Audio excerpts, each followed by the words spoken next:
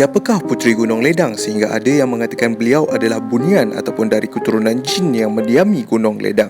Hai, selamat datang ke channel Cerita Rakyat. Jangan lupa like, komen, share dan subscribe sebagai sokongan anda kepada channel ini. Meneliti legenda Puteri Gunung Ledang sememangnya menimbulkan 1000 persoalan lantaran terdapat versi cerita Sultan Mahmud Shah membina jambatan emas dari Melaka ke Gunung Ledang di Johor sebagai syarat pembinaan puteri itu.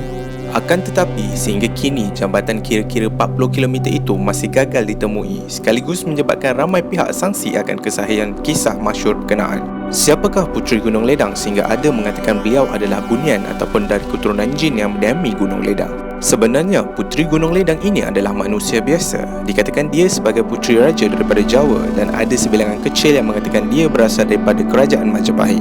Nama puteri ini turut dikenali dengan beberapa nama iaitu sebagai Raden Puteri Mas Nyawa, Gusti Puteri Anjing Ratna Gumilasari, Raden Ratna Gumilasari, Raden Puteri Ratna Gumilasari dan Puteri Siti Jamilah binti Sultan Alam Fatah Al-Akbar.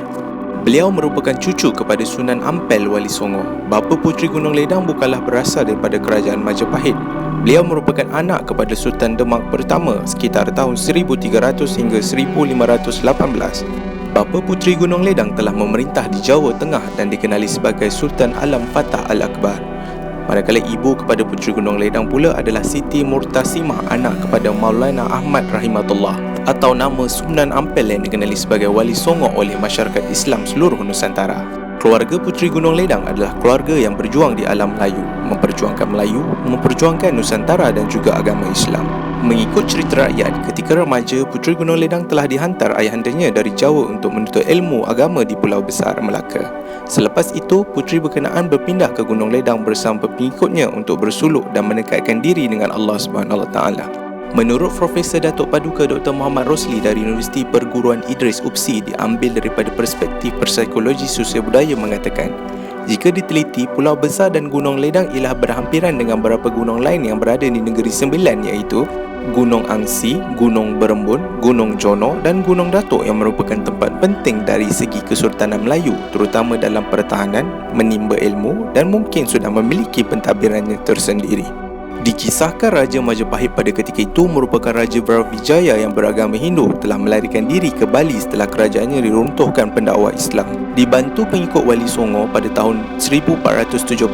Setelah itu berdiri kerajaan Islam Demak yang pertama di Nusantara dipimpin oleh bapa Puteri Gunung Ledang iaitu Sultan Alam Fatah Alam Akbar di Jawa Tengah. Sememangnya kisah Puteri Gunung Ledang dilamar oleh Sultan Mahmud Shah iaitu Sultan ke-8 dan terakhir memerintah kerajaan Melaka dari tahun 1488 sehingga 1511 mempunyai ceritanya yang tersendiri. 7 syarat yang diberikan kepada Sultan Melaka untuk memperisterikan Puteri Gunung Ledang adalah kiasan halus bagi melihat kebijaksanaan baginda terutama dalam memperbetulkan tampuk kepimpinan beliau pada ketika itu. Banyak anak dara yang terpaksa berpisah dengan keluarga dan dijadikan gundik baginda. Untuk mengikuti kemahuan baginda pula, banyak hati rakyat yang sengsara bagi memastikan kemahuan baginda tercapai. Sama ada benar ataupun tidak, inilah cerita rakyat yang diwariskan daripada turun-temurun untuk dikenang dan tidak kurang untuk dijadikan pengajaran hidup dalam masyarakat kita.